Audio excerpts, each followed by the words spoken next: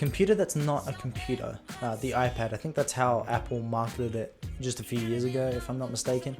But the iPad has a very interesting reputation.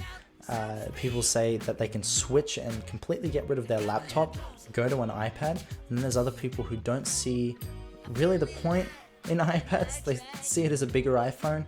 Now there's merit to both sides, and I understand both sides. I myself am someone who uses an iPad every day.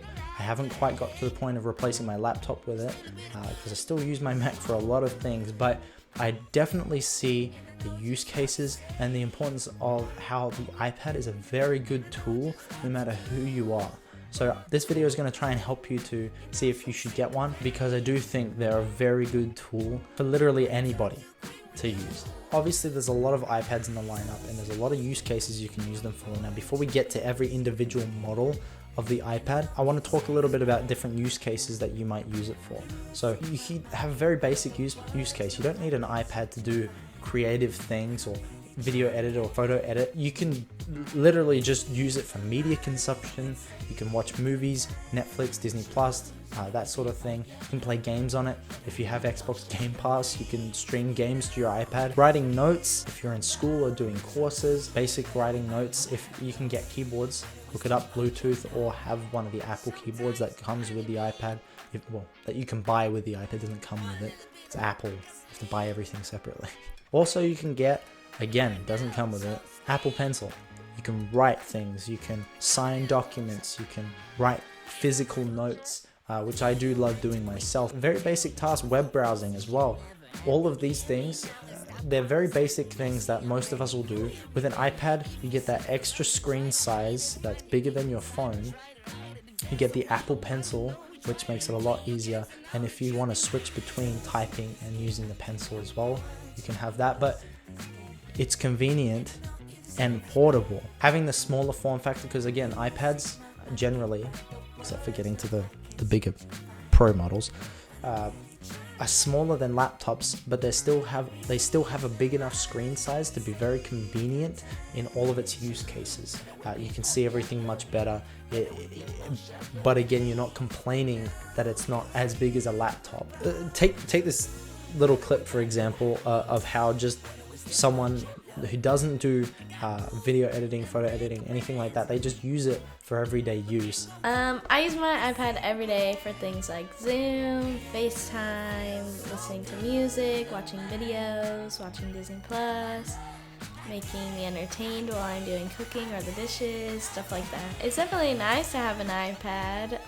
It just takes the extra step away of like having to turn on the TV or a computer, or it's a lot bigger than my phone. So you don't have to be a creator or any executive or a graphic designer or whatever to use an iPad. Everyday people, when I was a kid, I bought my first iPad mini.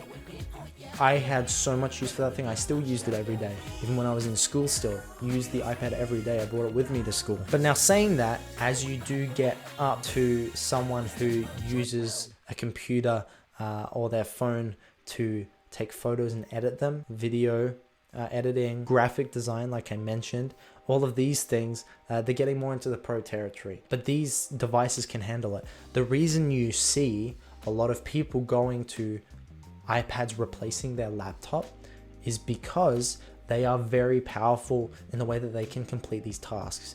Now, again, I haven't switched completely over to just an iPad. I know a lot of people who haven't switched to going full iPad yet because laptops they still have a lot of ease of use in a lot of areas, and you can do a few more very specific things on a laptop that you can't yet do on an iPad. But there are workarounds, and if you're able to work around those things with your specific workflow, using the iPad is a breeze. But these people who just use an iPad, video editing, apps like LumaFusion on the iPad, $50 compared to like, what is it, $400 Final Cut Pro. That app is amazing for video editing, but an iPad as well by itself is a powerful, amazing machine. But then pairing that with the accessories that I mentioned before, like the Magic keyboard that you can get for the iPad. The Apple Pencil, I think, is essential. If you get an iPad, get the Apple Pencil as well if you can afford it. An amazing accessory. Once you pair these accessories with the iPad, it's a powerhouse. Not quite the full Mac OS experience. It's different, but that's the point of the iPad. It's not meant to replace MacBooks. It's not meant to replace laptops per se. People can, because of the workflow that they had. It's a completely different device. So we shouldn't compare the iPad to laptops too much, because it is trying to do two separate things. But also, an iPad is a very good companion for a laptop. You have Sidecar, which you can use the iPad as a secondary display for your MacBook. And also you have the new feature, I forget what it's called, but the latest Mac OS and iPad OS, you're able to move your cursor on your mouse from your Mac screen. You're just on the Mac, you move it over, and the Mac detects that your iPad is on, the right side of the Mac, and you can basically pull your cursor through, and then it shows up on your iPad. And that's not using Sidecar, that's iPad in full iPad OS mode. You can just put the cursor over and you can drag and drop images between Mac OS and iPad OS. It's a great companion. So you don't have to use an iPad just as a standalone device. It's an amazing companion for your phone if you use that for your work or for school or whatever you may use it for, or your MacBook. It's a perfect little companion device. And it's also a nice portable and convenient little secondary monitor for a MacBook. Who is it exactly that should use an iPad? Well, anyone can use an iPad. Maybe not everybody should. Not everybody will see a use case or a need to have one, or maybe you don't want one at all, and it's just like, I guess, like, don't get one if you really don't feel like you would use it to its full potential, or it's just a waste of money for you. It feels like, obviously, I'm not gonna need to tell you, if you think it's a waste of money, don't get one. Now, who should buy what iPad? This is the biggest thing. I wanted to save sort of a buying guide to the end, because it's probably the most convoluted and complicated thing of this whole discussion.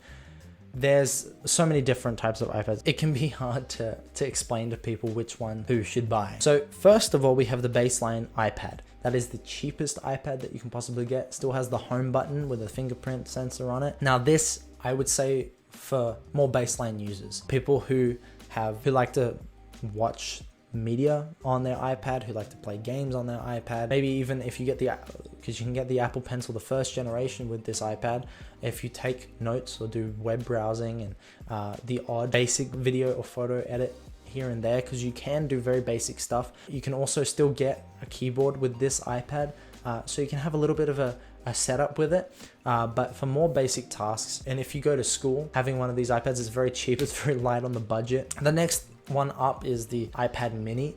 So this is probably the next cheapest one, but prices start to jump up from here. So the iPad mini is the smallest iPad that you can get. So this one I would recommend for people who love traveling and who like the small form factor. I do recommend you look at it first though. Go to Apple, have a look at the different sizes. The iPad mini is the smallest, but it has no home button. It has the newer design, the sort of squared off design with the fingerprint sensor in the lock button. It's a very nice display, a very small display. You can use the second generation Apple Pencil, and because it has the A15 Bionic chip, it is a little bit more powerful than the base level iPad. Now you can get a little bit more done with this thing, so you can't really get any of the Magic Keyboard cases. The iPad mini is definitely not made for the same use cases, being that smaller form factor. It is made for more. You can draw with it with the Apple Pencil. You can take it with you very easily. It's very portable, very good for travel, and you can do a little bit more intensive tasks. I would recommend this for someone who would use those things like for graphic design, drawing, or photo, video editing, photographers who like to travel a lot. It's a very, very convenient device, and you can hold this thing with like one hand. It's awesome. Now the iPad Air, now this is rocking the M1 chip, which is in the latest, well, not the latest anymore. It was in the first MacBooks to come out with Apple Silicon, so the Apple's in-house made chips, but now they're in the iPad Air and iPad Pros. Now the iPad Air, again, is sort of around the same as the iPad mini in power levels. It's a little bit more powerful now because of that M1 chip. So I recommend it. If you want a bigger screen, you can still travel with it. This is the iPad that I have. You can do some crazy photo editing, video editing on such a great device, which is cheaper than the Pros. So it's very convenient in that way. So you save a little bit of money, but you can still do a decent amount of work and pro work, as well as being able to watch TV shows and movies as well on a very good HDR display. So there's a lot more. It sort of opens up once you get to the M1 chips. You can do a little bit more. So if you want to kind of go more pro, the iPad Air locks off some of the capability of that chip because it's a cheaper iPad. So you won't have the full access to the M1 chip on the Air, but you have enough access to be able to do a lot with it. So if you're someone who's still kind of not really fussed on spending all the money of an iPad Pro, you can still get an iPad Air. You can get the Magic Keyboard for it. You can get the second generation Apple Pencil. Have a great package. I love my iPad Air.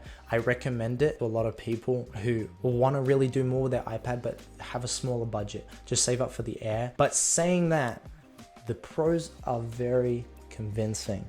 If you are someone who does stuff professionally every day, you do video editing, you do photo editing, you're a photographer or videographer, you're a graphic designer. If you are a professional, any one of these things I just mentioned, I would recommend the Pro because you make money from that field, and that is now a new tool for your job. All these other iPads I would recommend if you're doing something as a side gig or you're doing something because you really enjoy it. Especially if you're getting into it, get a cheaper iPad. But if you do something on the side, getting one of these cheaper like the Air or the Mini, depending on what you do, depending on what points from each thing I've brought out fit you better, I would recommend those. But for someone who does things professionally, who does things every single day and who makes money from these things, get the iPad Pro. Now the sizing is up to you. If you like the big size of having an iPad that is almost 13 inches, then get the Pro. I can definitely understand that. I have friends who have the big one. Oh my goodness, that thing looks incredible. And the 120 hertz display, the iPad Pros, the Pro is in the name for a reason. They are very expensive, especially when you add on the Magic Keyboard, the Apple Pencil. They are very expensive. And again, I recommend upgrading storage on the iPad because the biggest factor holding me back with my iPad is the storage, because I don't have very much. But I recommend also upgrading the storage on an iPad to a decent amount. And if you're using it professionally and every single day, at least like 512 gigabytes, if not 1 terabyte, if you can swing that. But they're for professionals. If you're a professional and you're wondering, should I get an iPad? I recommend an iPad that makes, like, graphic design is amazing. I used a friend's iPad to use the Apple Pencil. It looks amazing on the 120 hertz display. I'm geeking out a little bit, okay? I like the iPad Pros. But the convenient and portable design of the iPads for someone who does it professionally, having an iPad to be able to take with you everywhere, to be that versatile with your equipment. Again, a lot of people will have a laptop as well. It's a perfect companion for that. But these things are so powerful, you can do so much with them. The only thing holding them back, and I think the general consensus of a lot of people who haven't quite switched to just iPads yet, the software is holding it back. There's been updates, it is getting better. There's, for a few years now, been external hard drive support, SD card support, that sort of thing. Files is very good now. The new chips have been making it more powerful, but the software, with just a few things that are sort of holding you back from being able to do that you can on a laptop, does make it a little bit frustrating if you do want to switch completely over. But again, it's a different device. You can use it as a very good companion and a very good traveling device and an on-the-go device. But I'm hoping that sort of clears up the convoluted iPad lineup and which one you should buy. Anything from the Air down, I recommend for people who don't do things full time. The basic iPad, I recommend for people who just need it for media consumption, note-taking, very basic tasks. But as you get into the Mini and the Air, that is for someone who would probably do something more on the side as a side business. So it's like myself, photography, videography. You can't use those things as full dedicated devices again. I use a MacBook as well, but they're very good companions for those things. And because you're doing something on the side, or you're not doing something maybe as professionally, it's more of a hobby for you. These are very good devices because they're very powerful. They'll do what you need it to do. But the Pros, if you're a professional, you do something every day, or you're very, very invested and experienced at something, the iPad Pros, very very worth that much. So I hope this video showed why the iPad is a good device, what the merit is to potentially getting an iPad. So hopefully this video helped you. Hopefully this video was just entertaining at least. And if you are getting a new iPad and you're watching videos because you're waiting until you get it or you have the money to be able to buy it, I am excited for you. Let me know if you guys liked this video and if you want to see more content like it. Thanks so much for watching this video, guys. Hopefully I'll get another video out to you soon, and I'll see you later.